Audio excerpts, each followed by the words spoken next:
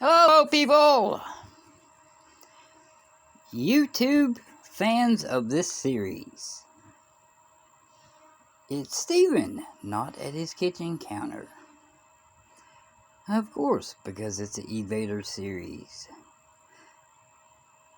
Harry Zoo set me up, gave me the file, so it's all set. RPM turning out to be up around 1517. I have no idea how fast that'll get me going, but I know that junk 2000 up there barely spun at 900, but I had issues with it, so that's most likely going to be a pretty good jump. Not to mention 5000 versus 1950. And you can tell that. Certainly not by me dropping the phone, but there's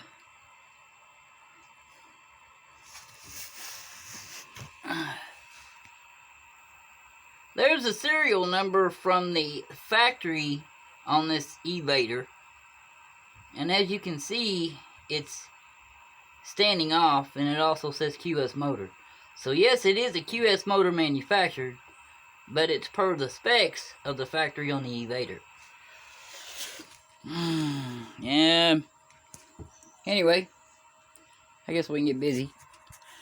Now, the file that he sent me to set this up actually was 80 amp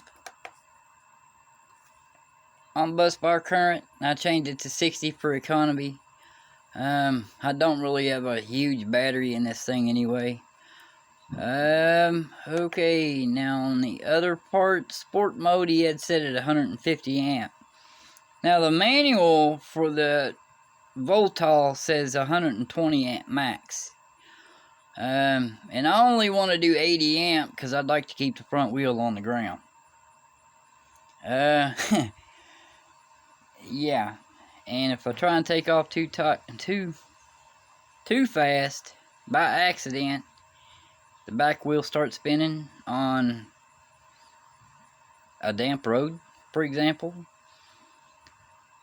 I don't want that to happen either. So, you know, I'm only going to use 80 amp. I've got one good setup battery, and then the ATL pouch cells. I'm going to get 40 amp out of it. And about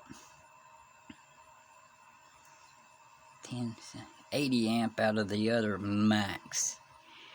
So if I take the 80, it'll split it from both packs, 40 amp a piece. That'll reduce my voltage drop.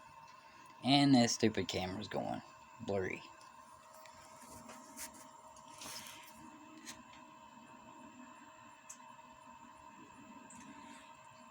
Flux weakening's at 4500. The file he sent me was set at 0. I think he was a bit concerned about the maybe something wrong with the controller.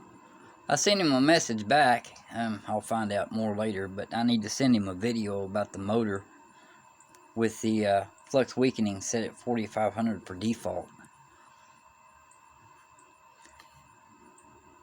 And see what that value is actually supposed to be.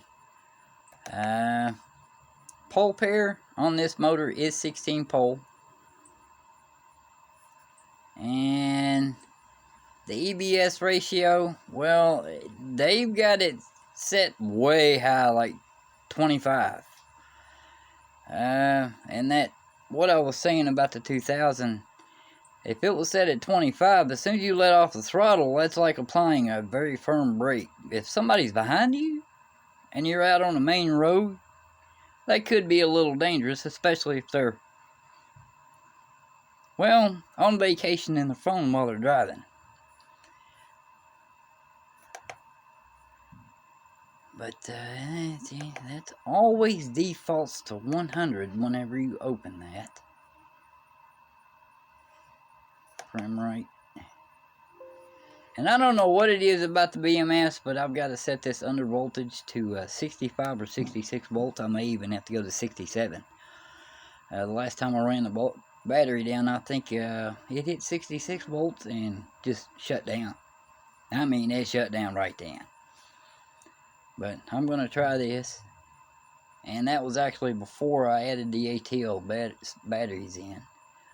I'm basically just using it for a little extra current and extended capacity. But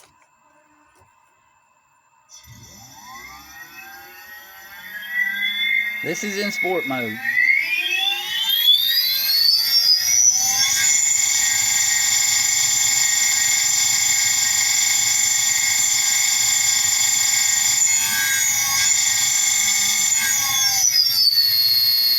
That's second speed. And that's first.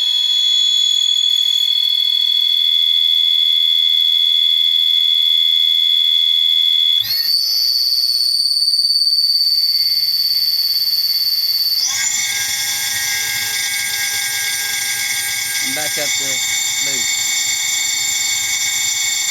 And as you can see, there's no noises, no popping, no bumping. It's just pure spin.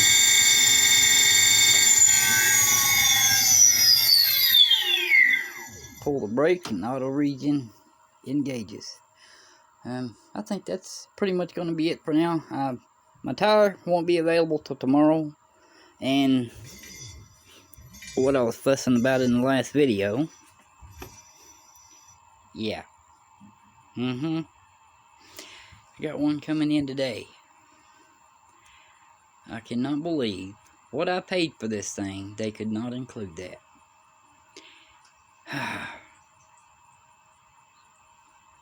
Oh well, what can you do, right? Alright, people.